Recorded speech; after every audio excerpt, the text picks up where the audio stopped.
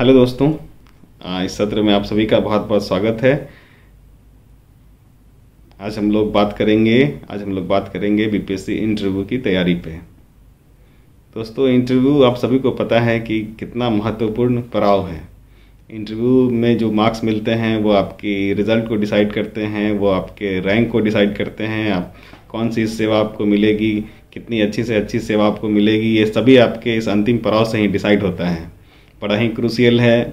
आप सबका जब से ही रिज़ल्ट आया होगा, जब से आप लोग ने अपना नंबर देखा होगा कि मेरा रोल नंबर छप गया है इंटरव्यू के लिए, तब से ही आपके दिमाग में उस दिन से ही एक बोझ सा बढ़ता जा रहा होगा कि इंटरव्यू होना है, क्या होगा इंटरव्यू में, कैसे होगा। बचपन से ही हम लोग सुनते आ रहे हैं कि पीसीएस आईएएस के इंटरव्यू में ये पूछा जाता है, इस तरह से सवाल पूछे जाते हैं। तो एक तरह से जो एक हाइप है वो आपके दिमाग में बढ़ता ही जा रहा होगा लगातार। तो आज जो मैं आपके पास आया हूँ तो मेरा एक महत्वपूर्ण उद्देश्य यही है कि मैं आपके दिमाग में बहुत सारी जो भ्रांतियाँ होती हैं, जो आप एक ओवरलोड होते जा रहे होंगे, हम जैसे लोग आके बार बार ज्ञान दे के चले जाते हैं, आपका जो है बोझ वो बढ़ता चला जाता है।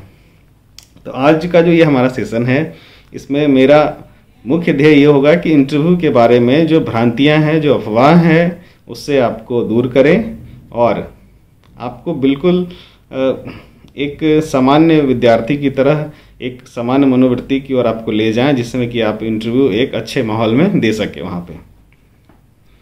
दोस्तों, मैंने बीपीएससी का 3 इंटरव्यू दिया है और एक इंटरव्यू मैंने आईएएस का भी दिया है। तो जब मैं यूपीएससी के इंटरव्यू के लिए दिल्ली में प्रिपेयर कर रहा था तो कई सीनियर आईएएस, कई senior IPS, x DGP, ex chief secretary, ऐसे लोगों से मिलने का मौका मिला था। रिनॉल्ड एकेडमिशियन जैसे कि पुष्पेश पंत सर।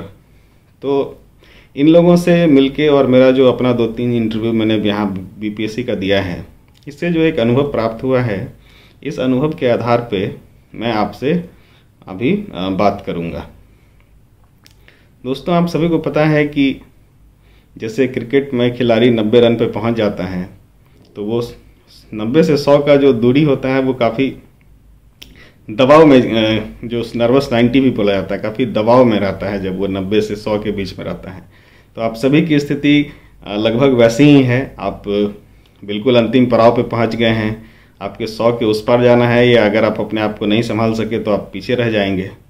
तो इस समय ये बहुत ज़रूरी है कि आप अपने आप पे नियंत्रण रखें, धैर्य रखें और सकारात्मक बने रहें, तैयारी करें अच्छे से। तो हम लोग कुछ बात करते हैं इंटरव्यू के लिए। इंटरव्यू कितना संवेदनशील है ये आप सभी समझते हैं। इंटरव्यू की संवेदनशीलता का ये आलम है कि किसी को 120 में 100 नंबर मिल रहे हैं और किसी को 60 नंबर मिल रहे हैं। बहुत अच्छा स्कोर है मेंस में, तब भी अगर आप इंटरव्यू आपका 65 नंबर 70 नंबर मिल रहा है तो आप या तो आपको अच्छी सर्विस नहीं मिलेगी या सीधा आप बाहर ही हो जाएंगे। तो इंटरव्यू की महत्ता को समझते हुए हम लोग थोड़ा फोकस रूप से बात करेंगे। सबसे पहले जो मैंने आपको आरंभ में ही कहा कि हम लोग ये देखेंगे कि इंटरव्यू के बारे में भ्रांतियाँ क्या हैं, और इस भ्रांति को दूर करने के लिए मैं यूपीएससी को आइडियल मानते हुए, जो यूपीएससी ने जो कहा है कि मुझे क्या चाहिए एक लड़के में, वो मैं यहाँ पे पढ़ देता हूँ। उससे पहले मैं ये बता दूँ कि ये पूरी तरह व्यक्तिगत परीक्षण है। जो आपके अंदर जो व्यक्ति है ये उसका टेस्ट होता है, जैसे आप कैसे दिख रहे हो, कितने लंबे हो, गोरे हो, इससे इंटरव्यू बोर्ड को कोई मतलब नहीं होता है। तो सबसे पहले मैं जल्दी से पढ़ देता हूँ कि यूपीएससी ने क्या लिखा है, कि उसे क्या चाहिए, इंटरव्यू में क्या चाहिए, कैसे लड़के चाहिए। तो यूपीएससी ने लिखा है कि उम्मीदवार लोक सेवा की दृष्टि से, लोक सेवा के लिए व्यक्तित्व की दृष्टि से उपयुक्त है या नहीं, इसकी जांच होती है। इसके साथ साथ ये 4-5 गुण लिखते हैं कि ये गुण होने चाहिए: मानसिक क्षमता, संतुलित निर्णय, रुचि की विविधता, नेतृत्व की योग्यता, बौद्धिक एवं नैतिक ईमानदारी, और 1-2 भारी भरकम शब्द और लिखे हुए हैं। तो इस भारी भरकम शब्द को सुन के हमें डरना नहीं है। ये जो भारी भरकम जो अभी 5-6 शब्द मैंने कहा है, इसका सार मैं आपको एक उदाहरण के रूप में बता देता हूँ। आप ध्यान से सुनिएगा, इस उदाहरण से आप समझने का प्रयास कीजिएगा। आप मान के चलिए कि आप एक एसडीएम के पास जा रहे हैं, क्योंकि आप बीपीएससी से एसडीएम बन सकते हैं, तो इसलिए अगर मान के चलिए कि आप किसी एसडीएम के पास जा रहे हैं, तो आप क्या एक्सपेक्ट करते हैं कि वो कैसा इंसान होगा? वो कब आप उनसे मिल के निकलेंगे और आप ये कहेंगे कि वो एक बहुत अच्छा इंसान था, ऐसा कैसे होगा? जब उस व्यक्ति से जिससे आप मिलने जा रहे हैं, जो एसडीएम साहब से मिलने जा रहे हैं, जब वो आपसे बड़े विनम्रता से बात करें, आप जो उनके पास गए हैं वो आपको पहले कंफर्टेबल करें, बहुत विनम्र रूप से आपसे पूछें कि बताइए क्या समस्या है। जब आप समस्या बता रहे हो तो वो ध्यान से सुने, आपकी बातों को ध्यान से सुने और बात को सुनने के बाद अच्छे से सोच लें, समझ लें, फिर आपको वो उत्तर दें। जब वो आपको उत्तर दे रहे हो तो उनकी भाषा अच्छी होनी चाहिए, स्पष्ट होनी चाहिए, ताकि आपको जल्दी समझ में आ जाए। अगर ये काम होने लगे, उनके स्तर से होना है, उनके क्षेत्राधिकार के अंतर्गत है, तो ये उस काम को वो उसी समय डिस्पोज कर दें। अगर उनके क्षेत्राधिकार के अंतर्गत नहीं है तो वो लॉजिकली बताएं कि ये उनके क्षेत्राधिकार में नहीं है और इसका क्या समाधान है। अगर कोई भी एसडीएम इस तरह से आपसे मिलता है तो आप क्या कहते हो कि बहुत अच्छा, बहुत व्यक्तित्व का बहुत धनी व्यक्ति थे वो। तो आप समझिए कि अभी जो 5-6 बिंदु जो था अभी, ये बहुत इंपॉर्टेंट है। एक्चुअल में इंटरव्यू में आपसे यही सी चीज़ का जांच किया जाएगा। सबसे पहला क्या था? विनम्र रूप से बात करना। दूसरा क्या था? बात को ध्यान से सुनना। तीसरा क्या था? सुनने के बाद सोच समझ के उत्तर देना। चौथा क्या था? भाषा स्पष्ट होनी चाहिए। पांचवा क्या था? कि जो अगर उनसे काम नहीं हो सकता तो वो लॉजिकल वे में आपको बताएं कि आपका काम अभी उन्होंने क्यों नहीं किया। मैं आपको गारंटी के साथ बता रहा हूँ कि आपके इंटरव्यू में आपसे इन्हीं सब बातों का टेस्ट लिया जाता है। ये आपके जनरल नॉलेज का टेस्ट नहीं है, ये क्वेश्चन आंसर का सेशन नहीं है कि आप 10 सवाल पूछ दिया, 10 में 10 का जवाब दे दिए तो आपका सिलेक्शन हो जाएगा। ऐसा बिल्कुल नहीं है। आपको यूपीएससी खुद लिख के दे रही है। तो मैं समझता हूँ कि आप काफ़ी हद तक इस बात को समझ रहे हैं कि इंटरव्यू में क्या होने वाला है।